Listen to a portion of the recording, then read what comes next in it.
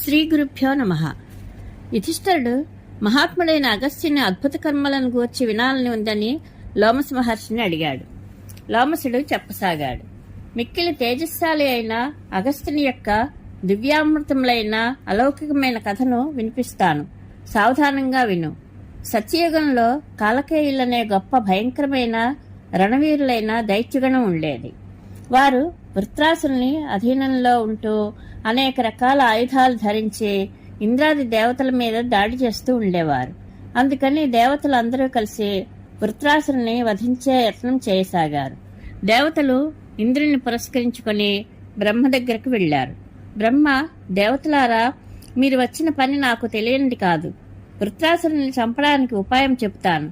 భూలోకంలో దధీచి అనే మహాముని ఉన్నాడు. మీరు అతన్ని వరం ఇమ్మని అడగండి. అతడు ప్రసన్నుడై వరం ఇస్తానంటే ముల్లోకాల హితం కోసం అతని ఎముకలు ఇమ్మని అడగండి.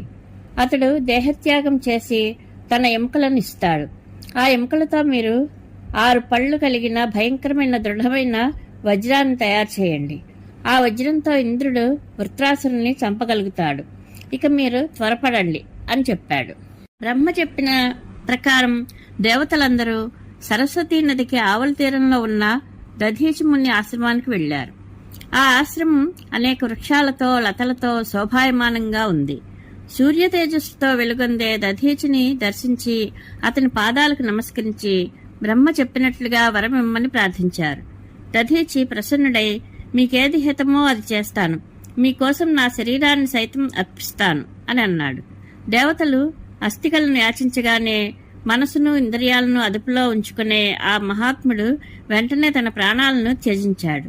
దేవతలు అతని శరీరంలోని ఎముకలను తీసుకుని విశ్వకర్మ వద్దకు వెళ్లి తమ పనిని గూర్చి చెప్పారు.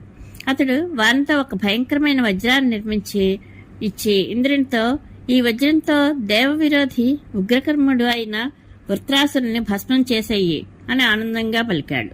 విశ్వకర్మ ఇలా చెప్పగానే ఇంద్రుడు ఆ వజ్రాన్ని తీసుకుని బలవంతులైన దేవతలను వెంట పెట్టుకుని భూమి ఆకాశాలను చుట్టుముట్టి నిలిచిన వృత్రాసురునిపై యుద్ధాన్ని ప్రకటించాడు. ఆ సమయంలో శిఖరాలతో కూడిన పర్వతాల వలె ఉన్న మహాకాయులైన కాలకేయ గణం అనేక శస్త్రాస్త్రాలతో అతన్ని అన్ని వైపుల నుండి రక్షిస్తోంది. దేవతల ఋషుల శక్తితో సంపన్నమైన ఇంద్రుని బలం వృద్ధి పొందడం చూసి వృత్రాసురుడు గొప్ప భయంకరమైన సింహనాదం చేశాడు. ఆ ధ్వనికి భూమి, ఆకాశం, దిక్కులు, పర్వతాలు అన్నీ చెలించిపోయాయి. చివరికి ఇంద్రుడు కూడా భయపడిపోయాడు. అయినా తన వజ్రాయుధాన్ని వృత్రాసురుని మీద ప్రయోగించాడు. ఆ దెబ్బకు అతడు ప్రాణాలు కోల్పోయి పూర్వం విష్ణువు చేతిలో నుండి జారి క్రిందపడిన మందరాచలం వలె నేలకూలాడు. వృత్రాసుర వధతో దేవతలు, మహర్షులు ఆనందించి ఇంద్రుని కొనియాడారు.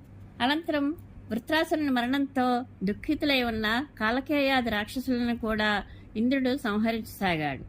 అంతటా ఆ రాక్షసులందరూ అతనికి భయపడి పెద్ద పెద్ద చేపలు, రంధ్రాలు కలిగిన సముద్రంలో దూరి దాక్కున్నారు.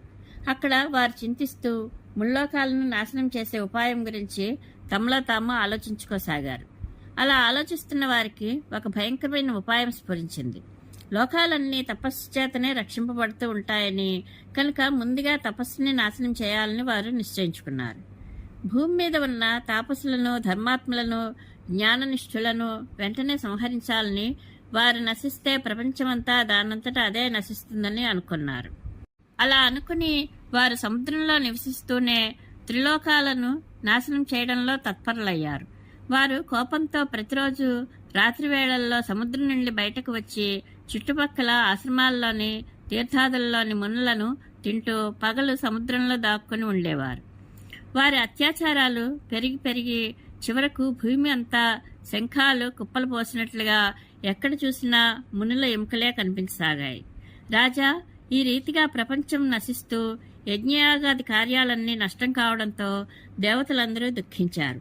వారు ఇంద్రునితో కలిసి ఆలోచించి దేవాధిదేవుడు శరణాగత వత్సలుడు అయిన శ్రీమన్నారాయణుని శరణుచొచ్చారు. వారు వైకుంఠనాథుడైన మధుసూదను దగ్గరికి వెళ్లి నమస్కరించి ఇలా స్తుతించారు. ప్రభు, మీరు సృష్టి స్థితి లయకారులు. ఈ చరాచర జగత్తును నిర్మించారు. కమలనైనా పూర్వం భూమి సముద్రంలో మునిగిపోయినప్పుడు మీరే వరాహరూపం ధరించి దానిని ఉద్ధరించారు. పురుషోత్తమ, మీరే నరసింహరూపులై ఆదిదైత్యుడైన హిరణ్యకశిపుని సంహరించారు. ఏ దేహధారికి వధించ శక్యం కాని మహాదైత్యుడైన బలిని మీరే వామన రూపధరులై త్రిలోక సంపదల నుండి భ్రష్టుని కావించారు. మహాధనుర్ధరుడై క్రూరంగా యజ్ఞగాదులను ధ్వంసం చేసే జంభదైత్యుని కూడా తమరే అంతం చేశారు. మీ పరాక్రమం అగణితం. మధుసూదన, భయభ్రాంతులమైన మాకు నీవు ఒక్కడివే శరణ్యం.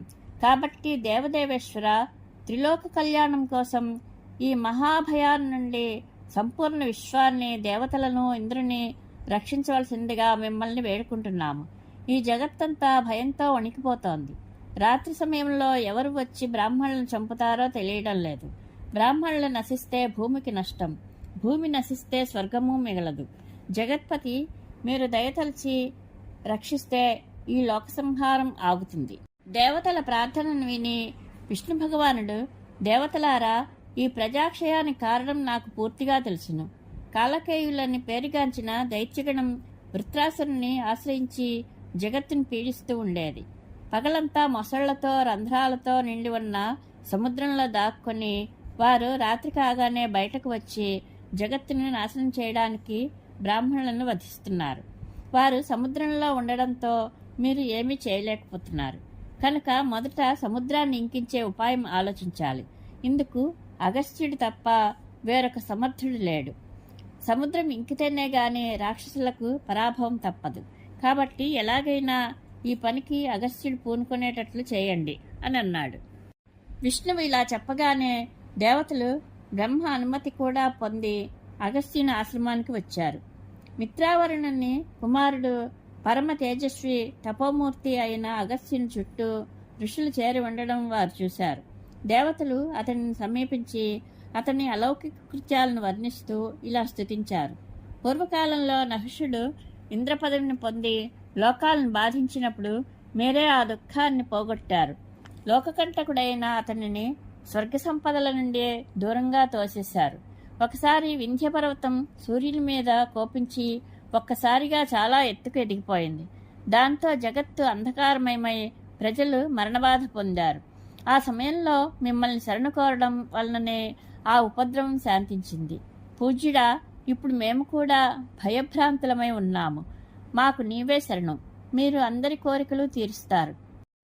కనుక మేము దీనులమై మిమ్ము వరం అడుగుతున్నాం అని అన్నారు.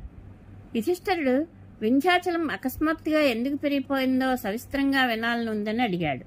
లోమసుడు చెప్పనారంభించాడు. సూర్యుడు ఉదయాస్తమయాలలో సువర్ణగిరి అయిన సుమేరువునకు ప్రదక్షిణ చేస్తూ ఉంటాడు. అది చూచి వింధ్యుడు సూర్యుని తనకు కూడా అలాగే ప్రదక్షిణ చేయమని అడిగాడు. దానికి సూర్యుడు, నేను కావాలని చేయడం లేదు, సృష్టి రచన చేసినవాడే నాకు ఈ మార్గాన్ని నిర్దేశించాడు అని సమాధానం చెప్పాడు. పరంతప సూర్యుని ఈ మాటలు విని వింధ్యుడు కోపంతో సూర్యచంద్రుల గమనాన్ని అడ్డుకోవాలనే ఆలోచనతో అకస్మాత్తుగా పెరగసాగాడు. దేవతలందరూ వచ్చి అతన్ని నివారించడానికి ప్రయత్నించినా వారి మాటను ఒక్కటి అతడు వినలేదు. అప్పుడు వారందరూ కలిసి ధర్మాత్ములలో శ్రేష్ఠుడు, పరమ తపస్వి, అద్భుత పరాక్రమవంతుడు అయిన అగస్త్యుని వద్దకు వెళ్లి తాము వచ్చిన పని చెప్పారు. క్రోధవశుడై వింధ్యాద్రి సూర్యచంద్రుల గమనాన్ని, నక్షత్రగతిని అడ్డగిస్తున్నాడని, అతనిని వారించడానికి అగస్త్యుడు తప్ప వేరొక సమర్థుడు లేడని, కనుక దయతో అతనిని వారించమని అర్థించారు. దేవతల మొర ఆలకించి అగస్త్యుడు తన భార్యతో కలిసి వింధ్యపర్వతం దగ్గరకు వచ్చి, పర్వతరాజా, నేను పని మీద దక్షిణ దిక్కుకు వెళ్తున్నాను. నీవు నాకు దారి ఇవ్వాలని నా కోరిక. నేను తిరిగి వచ్చే వరకు ఎదురు చూడు. అనంతరం నీ ఇచ్చ వచ్చినట్లు పెరుగుదువు గాని అని అన్నాడు. యుధిష్ఠిర, వింధ్యపర్వతాన్ని ఇలా ఆపి అగస్త్యుడు దక్షిణ దిశకు వెళ్ళాడు. నేటికి తిరిగి రాలేదు. అందుకే అగస్త్యుని ప్రభావం వలన వింధ్యాచలం యొక్క పెరుగుదల ఆగిపోయింది. నీవు అడిగావని ఇదంతా చెప్పాను. ఇక అతని వలన వరం పొంది దేవతలు కాలకేయులను ఎలా సంహరించారో చెప్తాను విను అని చెప్పసాగాడు. దేవతల ప్రార్థన విని అగస్త్యుడు, మీరు ఇక్కడికి ఎలా వచ్చారు? నా వల్ల మీకేం వరం కావాలి అని అడిగాడు.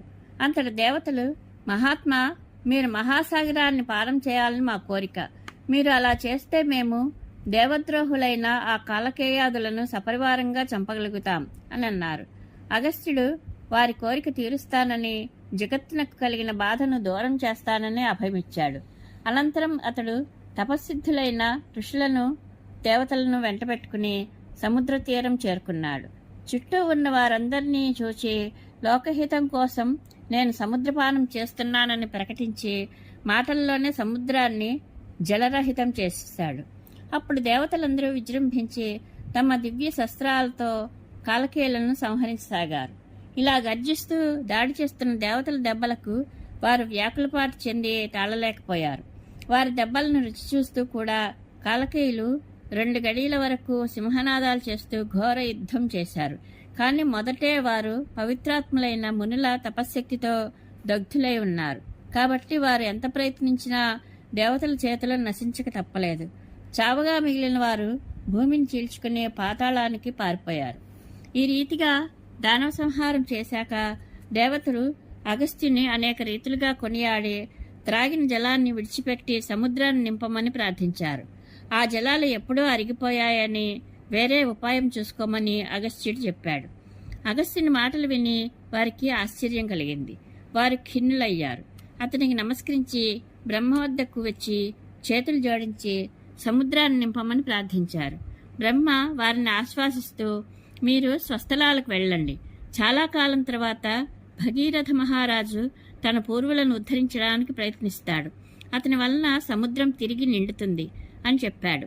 అతని మాటలు విని దేవతలంతా యథాస్థానాలకు చేరుకుని ఆ సమయం గురించి నిరీక్షించసాగారు అని లోమస మహర్షి ధర్మరాజుకు చెప్పాడు. ఈ కథ మహాభారతంలో వనపర్వంలోనిది. పరమేశ్వరానుగ్రహ ప్రాప్తిరస్తు. శుభం భూయాత్.